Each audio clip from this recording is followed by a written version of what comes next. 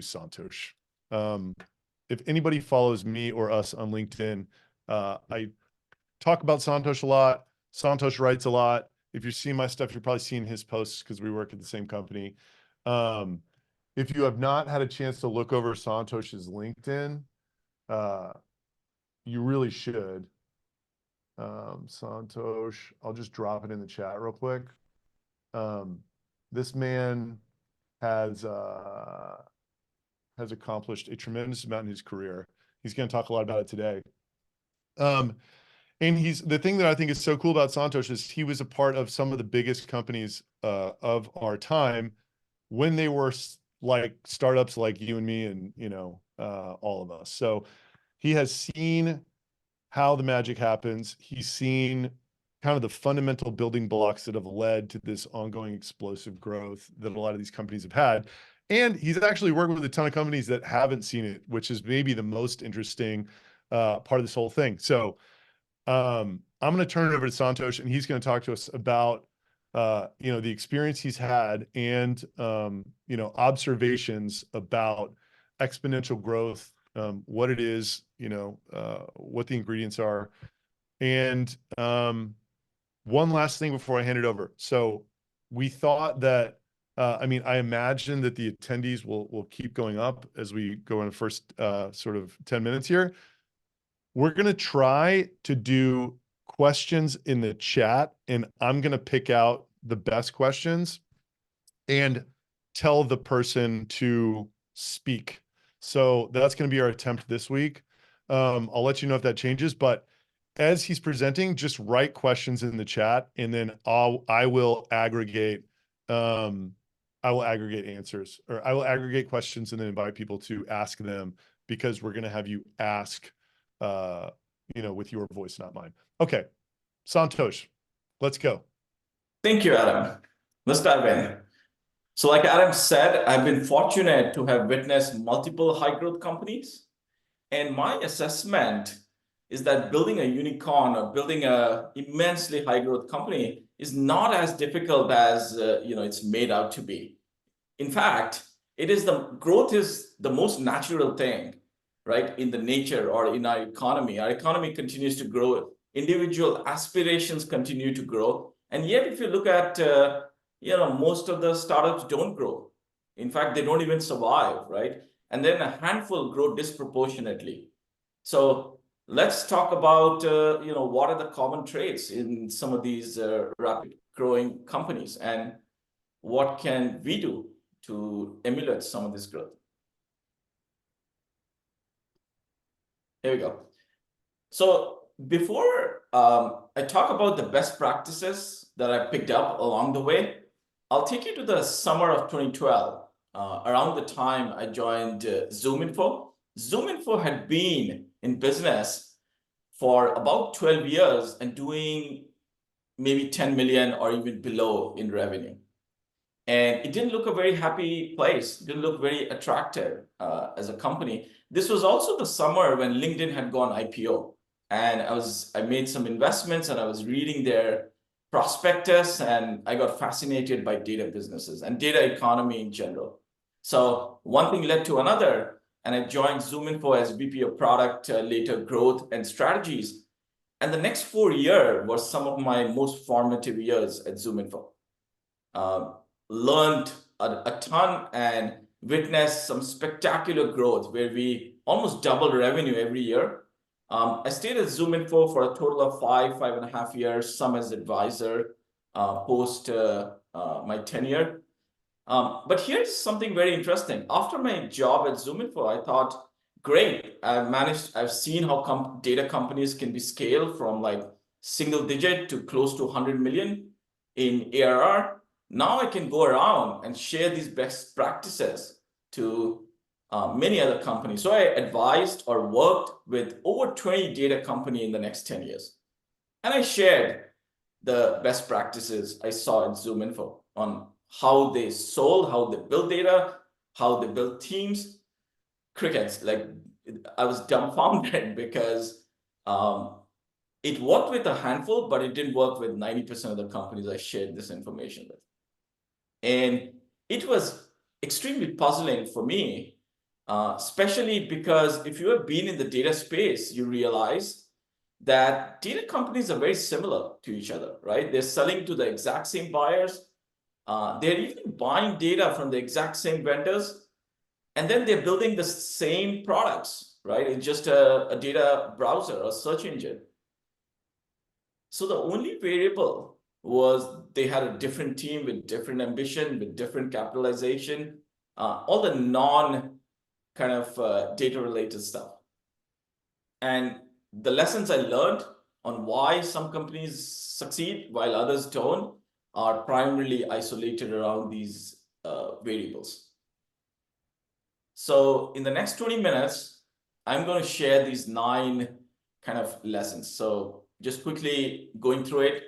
What I've learned is sharing best practices don't help because every company is in a different journey, has a different org DNA, but more importantly, these best practices, the more they're used, the less efficient they become. So you got to innovate rather than copy from your market leader.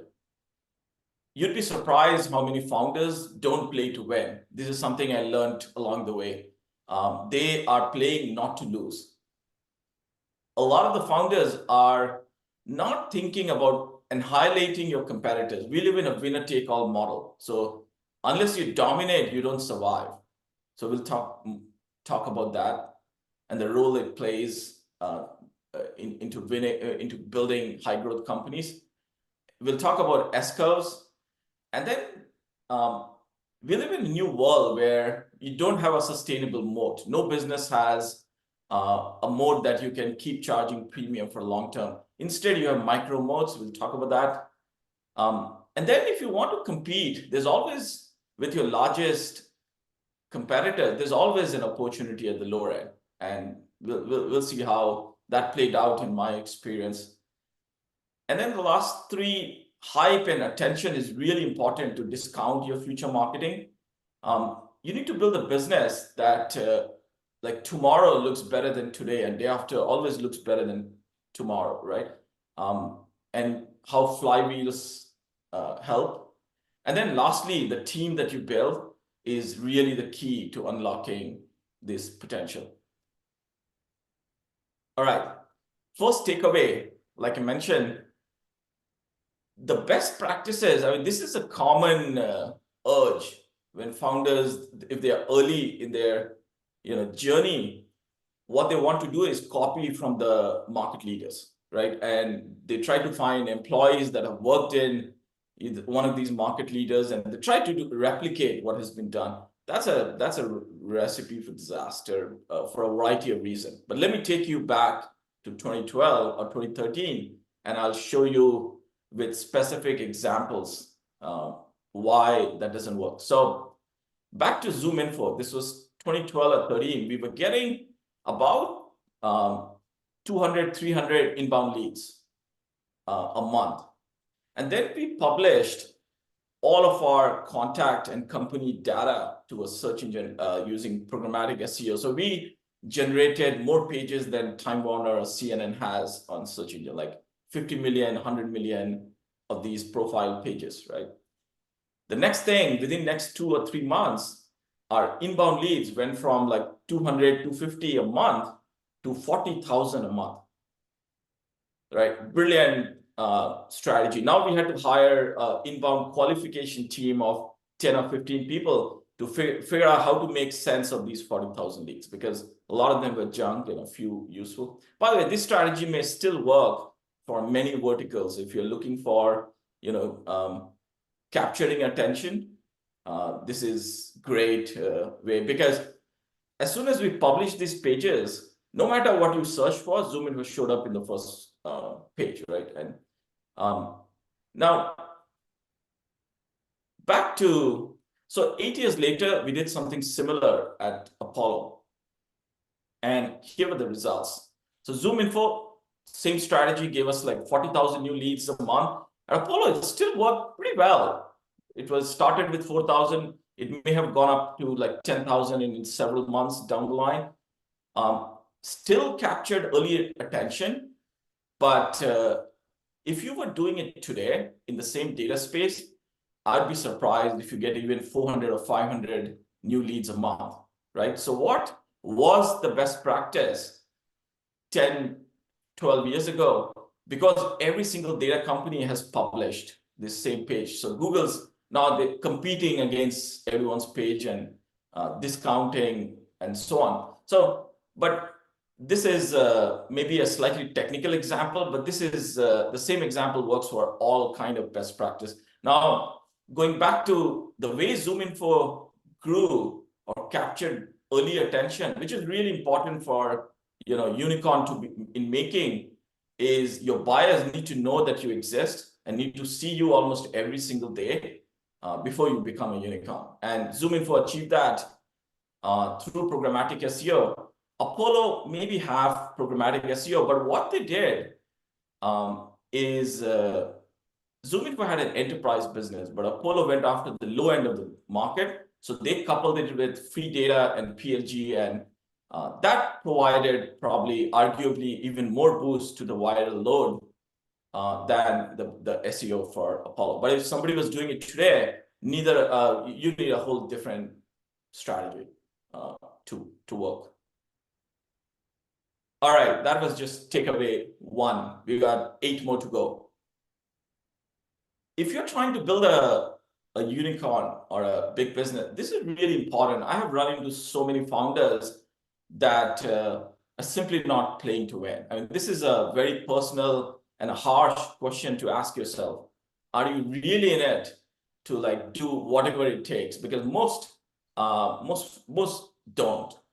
So I have run into 2 kinds of founders. Some that are very early in their career or very late in their career, right?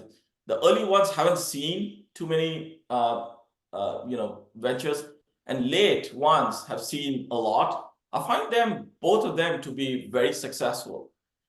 It's the ones in the middle that have seen a success or 2, they get strong confirmation bias, right? Or they've seen a buddy succeed.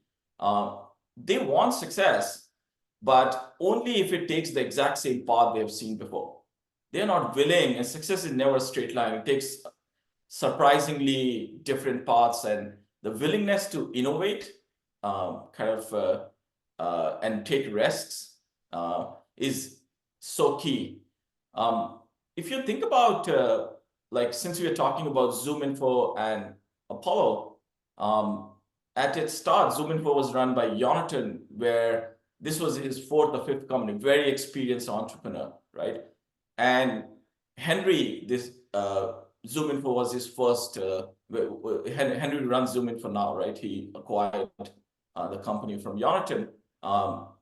This was his first company. Both brilliant in there, and then Apollo has a similar profile leadership team. A lot of these best practices that I shared with some of the other entrepreneurs didn't share that profile or conviction, and hence may not have benefited. But if you look at some of the characteristics of founders that are playing to win, you always got to be in offense rather than playing defense, right? So you can take a quick read. Accountability is important, and incredible ambition is important. Let me tell you a story. So Adam, I consider him as playing to win, right? So when you're running a company, you'll get all kinds of surprising, unexpected sort of curveballs thrown at you, and your job is to make the best of it, even turn it to your advantage. So here's a quick story. A few weeks ago, Adam calls me late evening around 8 p.m. my time and tells me, Santosh, we got sued by one of our competitors. And if you've been reading his LinkedIn, you probably know the details. And my first reaction was like, oh shit, but I saw he was gaining energy as he was describing. And then in the next half an hour, we convinced ourselves that this was the best thing And we could leverage that to capture more attention, right? Which is our goal at this stage at our B2B. And that, to me, is playing to win and not playing defense all the time. I think there is a certain very small group of founders and companies that are really committing and giving it all to be successful. Right? I hope you're doing well on time. So this is another mindset hack. Competing to really dominate, because we live in a strange market right now because of information symmetry. All the buyers are interconnected, right? So great ideas get oversubscribed and bad ideas get overpunished, right? So, world like this today, if you have to build a unicorn, you need to completely annihilate your competitor just to survive, because it's not going to be, the bell curve is dead, right? It's not going to be like 10 different companies all equally sharing market share. It's going to be like winner take all, one or two companies taking 80% of the market share and the rest fighting for crumbs. So look at this graph here. So this, most startups, they start with at the lower quadrant where they're trying to survive, right? And this is not a time to think about how you dominate the space. You need to cross this line of economic freedom in order to buy the rights to dominate, right? So if you find yourself at the bottom left, try to cross that.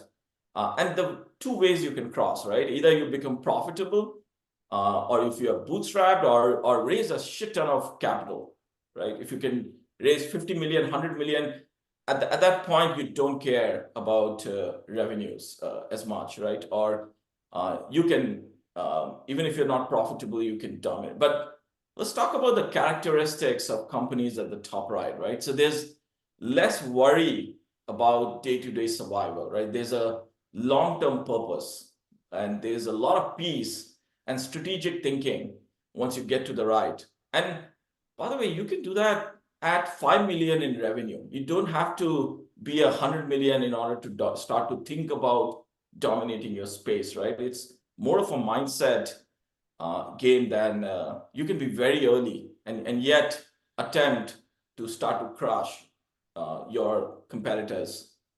Can I So give an example, Santosh? yeah. So yeah, I think some of you know this. My company was spun out of an email newsletter app. I had a 3 million ARR app like MailChimp that I couldn't grow. And so tried a bunch of stuff. Retention.com was the result of that. The best example of this I've ever heard of in my life was the email marketing space. Constant Contact was the pioneer. They IPO'd in 2009 at 100 million of revenue. Then there were two companies called iContact and Vertical Response that were trying to do the exact same thing as Constant Contact with less resources. MailChimp at the time had 2 million ARR, and they did something that none of them could actually even match because of the places they were in their funding cycles. They had a free self-serve offer, which everyone said was stupid and cheap and whatever. And over the next 15 years, they became 12 times the size of Constant Contact. Literally, when they did that, when Constant Contact was 100 million ARR and they went free, they were 2 million ARR.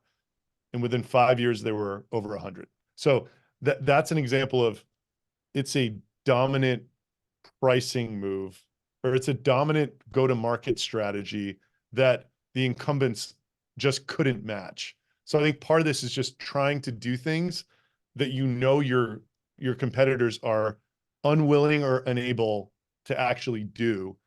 And a lot of times it can be this like user acquisition, and then just being able to stay in the game long enough to let that be a truly dominant strategy. Back to you. Thank you, Adam. So the next takeaway, best companies are always stacking S-curves to create competitive differentiation. So I like to say this: success is never a straight line, but it's most often denoted by a S-curve. So for this is something we often ask ourselves. So I look at, I think in terms of S-curves, even in my personal life. So if you find yourself putting in effort and getting no result, and you put in another double your effort and you still don't get any result, whether in your business or personal life, and then you see somebody across the office putting in 1/10 the effort and getting immediate result, the reason is that you haven't seen the 9/10 the effort they put in before. The way you get results in business or elsewhere is when you reach a tipping point, or your efforts accumulate, or your learnings accumulate, where you get all the results all at once. And this is the hyper growth phase of companies, right? And then once you reach the top end, even if you do the same initiative more, you're not going to get any more growth. You're tapped out for a variety of reasons. But if you don't do it, you start to decelerate, right? So that just becomes the new normal. And the way to keep growing is to keep stacking these S-curves. So if you look at companies that have continuous or sustainable growth, it's a result of many strategies that were timed just perfectly, either implicitly or explicitly. So for instance, just very high level to explain this concept, I put this, say, ZoomInfo post-IPO, right? So they had gone into enterprise buyers, and they further penetrated into enterprise.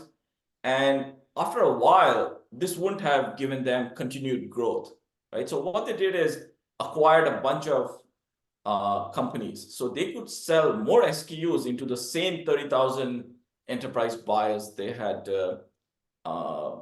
They were already selling into, right? So that bought them a few years of growth, but then that kind of started to peter out as well. And then you can see they're going after global data, and they're increasing their penetration into the enterprise buyers, and so on. So that, but for each of these S curves, there are probably 50 other kind of detail or lower level S curves or initiatives or that have to be timed as well. So I find it a bit of an art to kind of time these initiatives right. But as a leader, what you ought to do, I found it useful, is always have a big initiative queued up for the company, right? If you're trying, and if you have too many of these initiatives or too many of these S curves, it just becomes chaotic.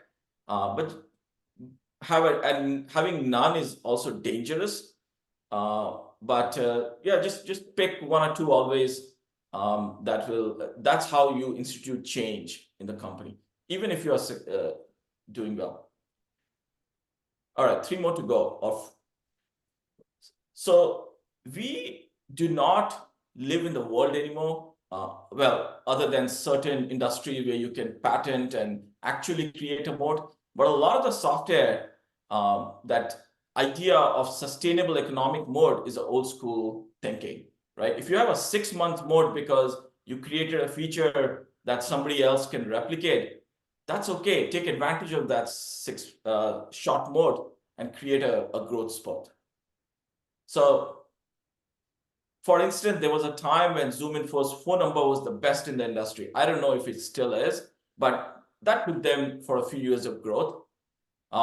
There's a time when Apollo's data was all free or close to free, and a lot of agencies were just reselling it, right? That was a bit of a moat for the time being. May not be true anymore, and so on. So these help you ride through these S curves, right? So recognizing these more, and they can come in the shape of low subscription cost or features or your go-to-market. All right. This is really important. If you're looking to disrupt your really large companies, this is a disruptive innovation model by Clay Christensen, right? So if you look at this graph, I snagged this picture from one of my LinkedIn posts. ZoomInfo did to DNB what Apollo is doing to ZoomInfo, what somebody new could do to Apollo. So let me break this down. So DNB was the ultimate data company, right? 200-year-old data company. When we were trying to grow ZoomInfo in 2012, 2013, we were going after SMB mid-market, right? DNB was selling data as $250,000 a year. And we innovated at ZoomInfo by selling it 3-seat license for $5,000 a year. That was a huge innovation. Now it may not seem, because everybody else does the same, but it was a bit of a risk that ZoomInfo was taking. There were many companies like Net Prospects, Avention, and a few others. None of them decided to build self-serve subscription tool at this low price. Apollo went after the low end of the market, because by the time Apollo started to attack ZoomInfo, they had raised price to $30,000 a year minimal, right? So what is important to keep in mind is when you fight for the least paying customers, companies don't want to, they rather abandon that fight and walk away than give you a good fight, right? So if you're a small company, fighting for the least paying customer is a great strategy to penetrate market with a slight change in form factor or slight change in so in the spirit of time, let's keep moving. If you are building a unicorn, it's really important to capture attention. And I find that most companies figure out either implicitly or explicitly, like I mentioned at the beginning of this presentation, ZoomInfo figured it out very early in the game, how to keep showing on Google first page, no matter what you search for, which means they were generating probably millions, if not tens of millions of impressions a day organically, just because of their programmatic SEO, right? And Apollo did the same, but in a slightly different way, where they had, well, now they probably have millions of users, a lot of them free. But if you think about it, every one of them count when they are posting something on LinkedIn, right? So Apollo has the user community of Apollo is far stronger than ZoomInfo's user community just by count, right? And that's a great strategy. So build your own intentional hype strategy, right? Or attention strategy to subsidize your marketing costs. Otherwise, you're just going to be paying a lot as you grow this business. So here's Adam posted this. So look at the post that he's been doing and the impression it captures, right? The first thing you notice is growth or impressions or signups these days happen in bursts, right? So bell curve is dead. There's no like guaranteed growth, even if so every growth comes from initiatives that you are, or effort that you're putting in that day, right? So by the way, this is our marketing at our B2B. We are seeing 500,000 to 1 million impressions every week. And I want to share a story on how we did a product launch. So I have seen scores of product launch in my life and never as successful as our B2B. So it's only been 12 weeks since we launched our product. But in the first 2 months, we spoke to about 300 of decision makers in our ICP using LinkedIn posts. And the quick process was we get a lot of engagement. We have some automation set up in the backend to scrub engagers by the right ICP. And then we automatically send them a quick message saying, hey, do you want to chat? And get them on a calendar link and a Zoom call for like 15 minutes. And then we just don't sell. We just create credibility and then move on to the next one. It's incredible how powerful this is to subsidize your marketing costs and lead gen costs. So in just 12 weeks, we already have 7,000 accounts signed up. And our goal for 2024 is 12,000 and 2025 over 30,000 accounts. To give you a sense, ZoomInfo has 30,000 accounts. We are getting better at capturing attention. This is just the start. Once we have this machine humming, we can easily inject additional products through this distribution, and which is what we intend to do. But this is beginning to sound like the go-to-market for that is unicorn worthy. Customer subsidy. This 2 more takeaways. So it's really important to get more from your customers than just revenue, right? So customers should be subsidizing the future cost of customer acquisition. So if you spend X dollar into getting Y customers, then next year you should be spending only half of X, and the year after only 1/4 of X, right? So let me explain how this works for, say, a data business like Apollo ZoomInfo. So here's the flywheel. So as you get more data, it decreases your go-to-market costs. It makes the product better, and then you get more users or more customers, right? And with more customers, since they are also contributing data, and you have economies of scale, you get more data, and then it keeps getting better and better. So you're guaranteed that your business is more efficient, right? 2 years from now, 5 years from now, all you do is buy time. So think about a flywheel like this, and you go online and look. Every company has a flywheel that makes the business efficient, and you can build one for your business as well. Customers are not just for revenues. So think about LinkedIn, right? So LinkedIn, we are all contributing data or creating inventories for LinkedIn, and we are also paying 15 billion in revenues, and they sell us products that we are essentially helping build, right?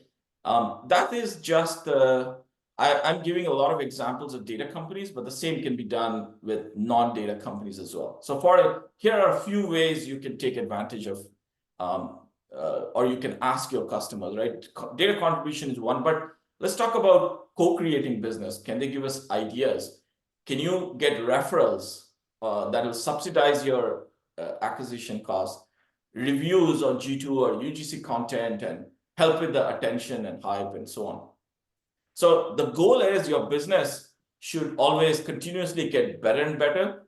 If every month it takes the same amount of effort to get the same revenue, then it's a difficult business, because trust me, it'll only get more difficult if you don't have a way to subsidize costs. All right, last takeaway: successful exec team is really the key to unlocking. So in my 25 years of career, I have to say that the exec team at retention and RB2B is highly unusual, and I'm learning a few lessons. I'm finally understanding the value of having a tenure, right? And the reason is this team has worked together for over 10 years, and there's unbelievable trust, almost a family-like bond. There's a lot of accountability in the team, and yet people are totally willing to fail and not afraid to challenge each other.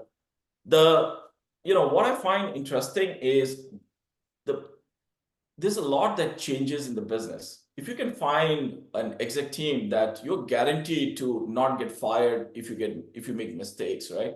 This is where people start thinking about the business when they're taking shower or going on long walks or their personal time, and great things happen.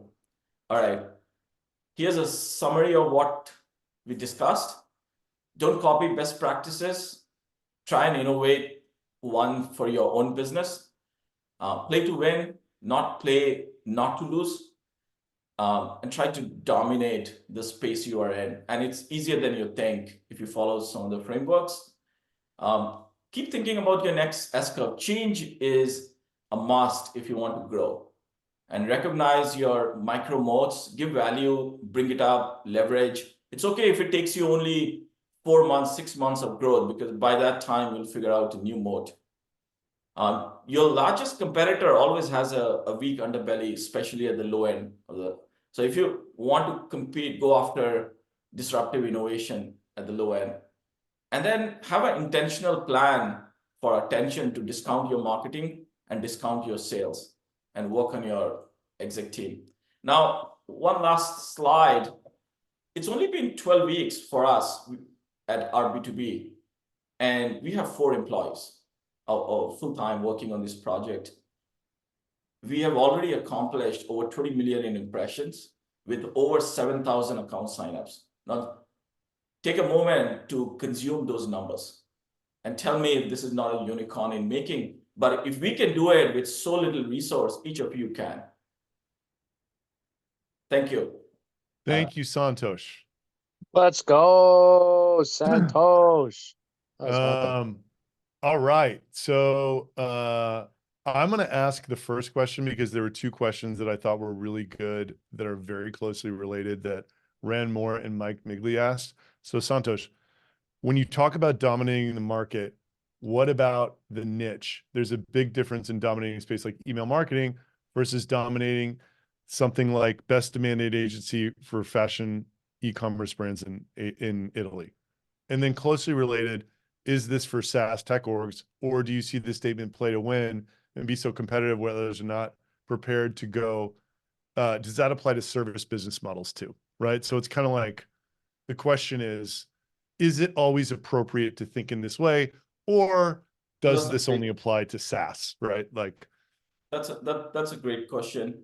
I think it applies more to tech and SaaS, and because there's buyers are more interconnected when they're buying with all these tools like G2 and others have created a certain information symmetry. You want to create that like a snowball effect, right, and take advantage. I don't see the similar information symmetry around agencies, where if an agency appears to be growing or doing well, everybody starts working with the same agency, right? So may not be as applicable on the service business as it is for products and tech. okay, perfect. Okay, curious about your point of view of ecosystem piggybacking strategies for SaaS growth. So integration plus co-marketing inside of an ecosystem like HubSpot or Shopify versus being ecosystem agnostic. Do you have a view on this? Well, totally. I think, especially when you're early stage and you're trying to grab as many eyeballs as you possibly can, why eliminate any? And ecosystems are, in fact, it gives you a tremendous boost, right? Because it's a captive audience. I would say do all, but certainly ecosystem, and it does help a lot. Related question, any product-led partner strategies you've executed similar to your programmatic SEO strategy and seen success in your career?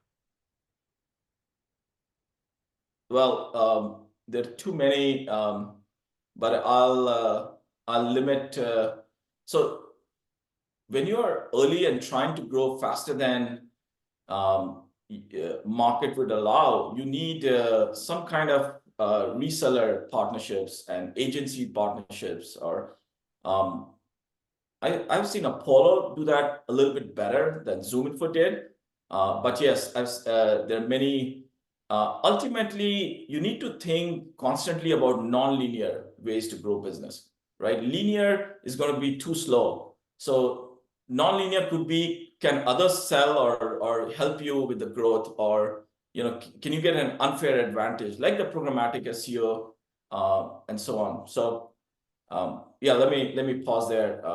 Happy to take this. I have more thoughts, but if you want to, whoever asked this, send me a note and I can add some more later.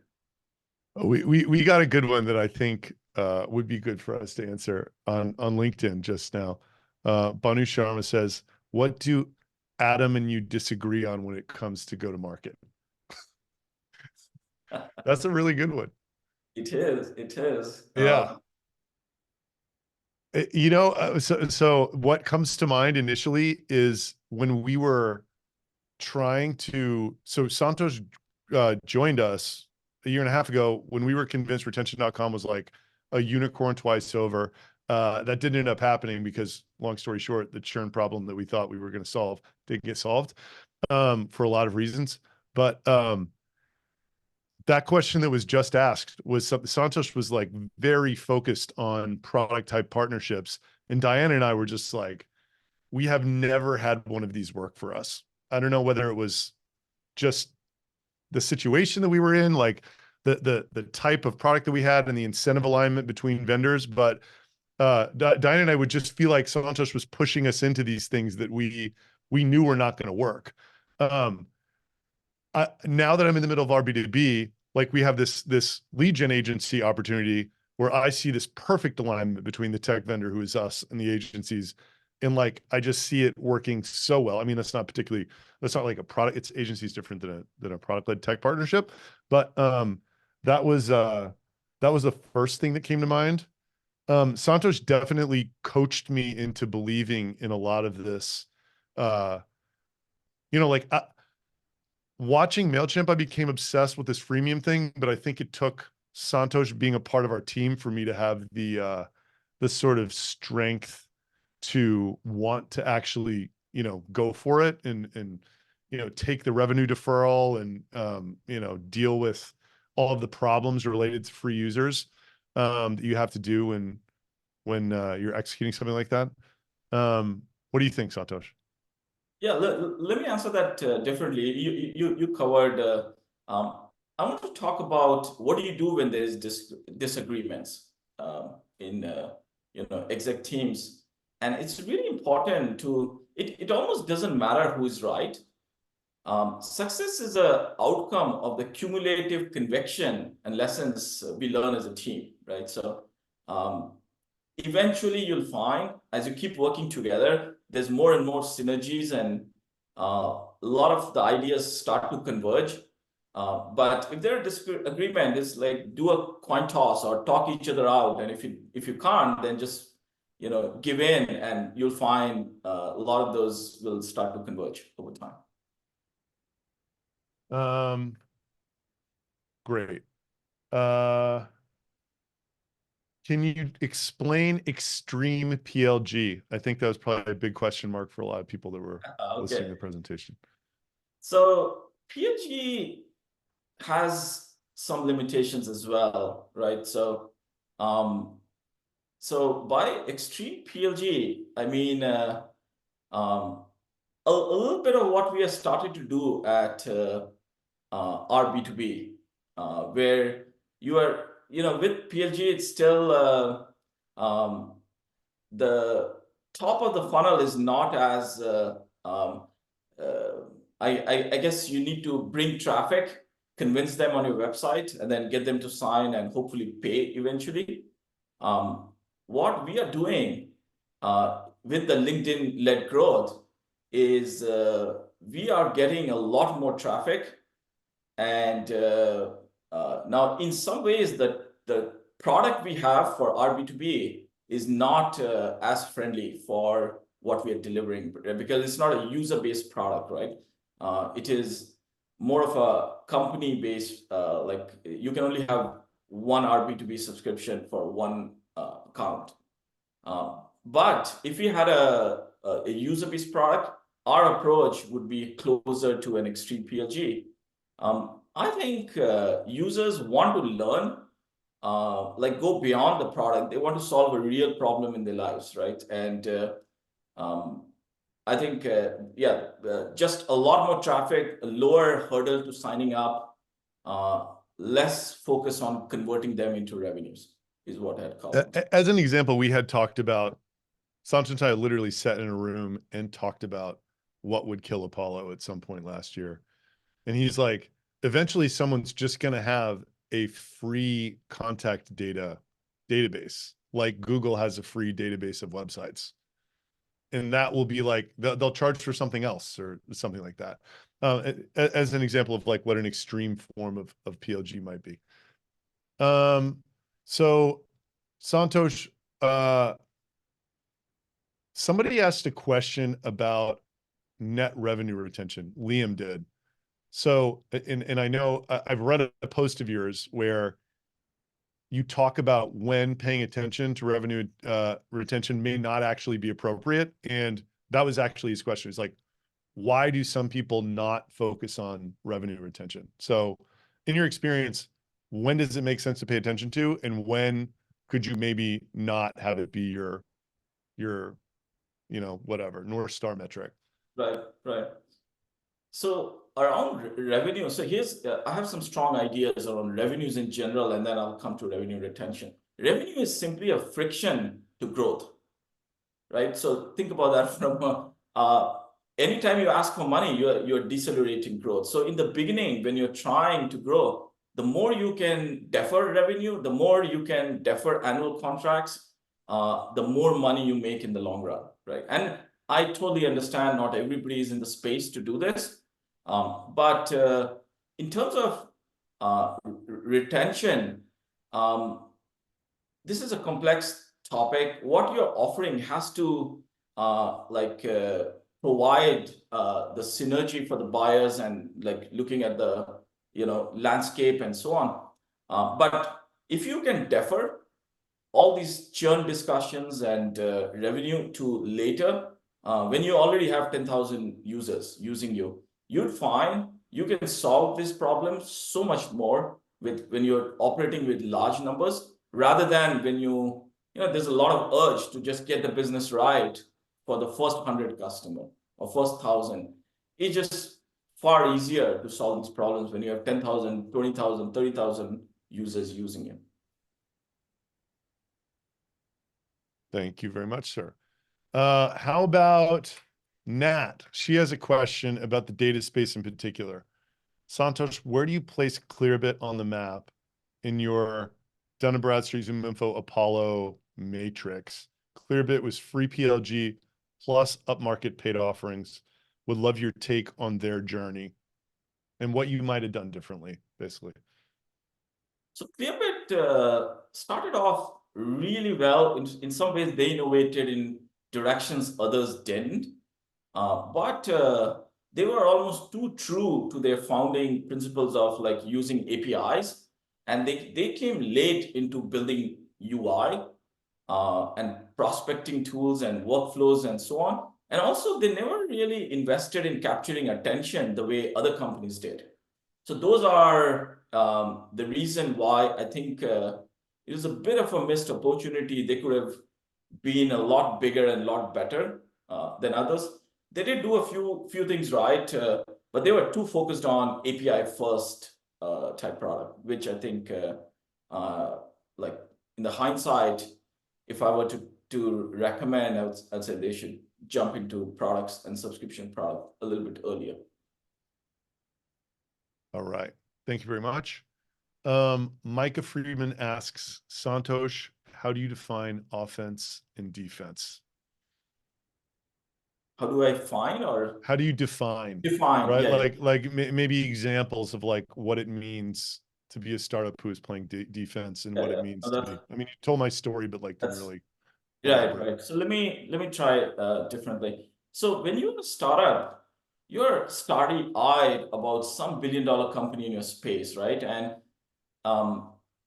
you find yourself always copying what they do, right? And always, this is like more of a mindset where you always think they'll be ahead of you and they are so much better. Instead, I would encourage to change your mindset into trying to wreck their business, right? And it's not that difficult to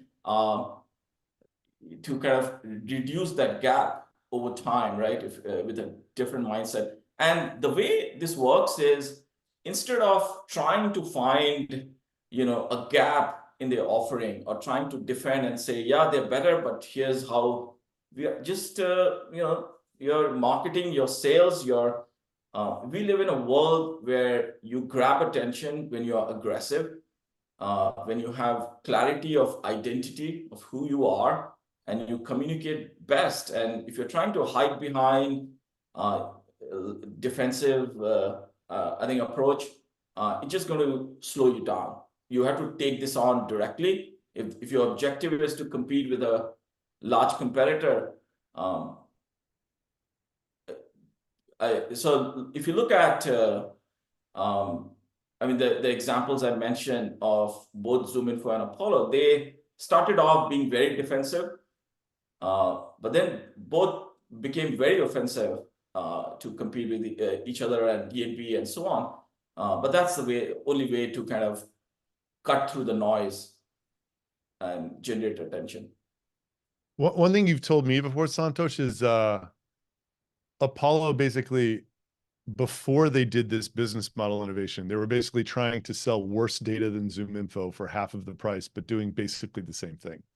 Yeah, that's It what. was like a 30K ACV contract versus a 15K ACV contract. And then they started to take off when it was like data is $99, right? Like Right. just radically different than like the incumbent is just like anything else. It's what's going to cut through. Okay. So Rand Moore has a follow-up. So if we're building a data platform to track business performance, there are some giants in the space, hundreds, if not thousands of competitors. Sure, a mindset be to dominate the market and be the biggest data platform out there, which is a very high aspiration, or niche down. Niche down. Did you understand that, first of all?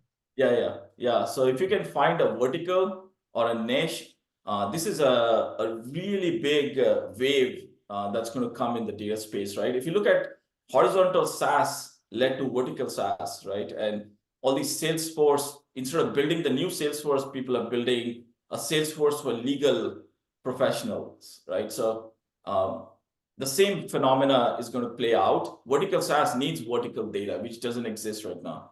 There's some in e-com, but most verticals don't have their own Zoom infos of the world, and it's just a matter of time. So if you have the opportunity, go niche, and they're going to be big enough, like billion-dollar businesses. May not be 10 billion, but there's a ton of opportunity in going niche right now.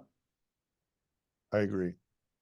Santosh and I talk about this all the time. It's like, we're kind of competing in a space where there's been a ton of bundling.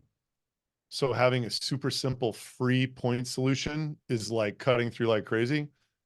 But if the point solutions were the market, then bundling would be very different, So yeah, there's a lot of sort of highly place and time dependent. My instinct is always try to be as different as possible. Okay, next question.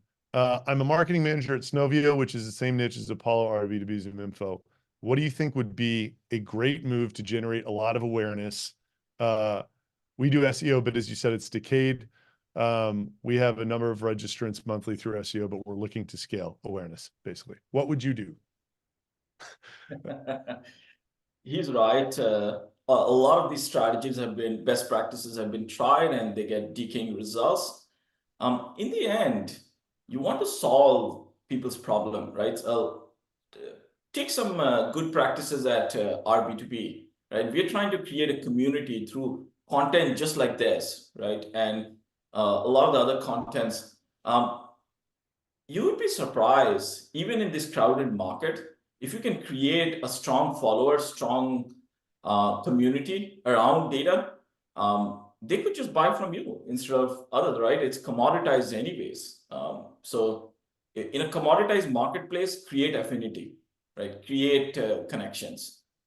And that's not something that's been done. The bigger the company, the less weak the relationships they have with their customers. So the weaker, you get the point. Yep. No. Did you want to add something? No, all good. Okay. All right. We got another good question, man. Banu Sharma is asking some great ones over on LinkedIn. So if Adam wasn't so natural at it, would you still take a content-centric playbook for go-to-market?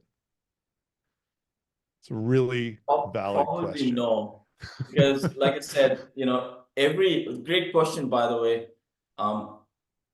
Every business has a DNA, I call it organizational DNA, just like individual DNA.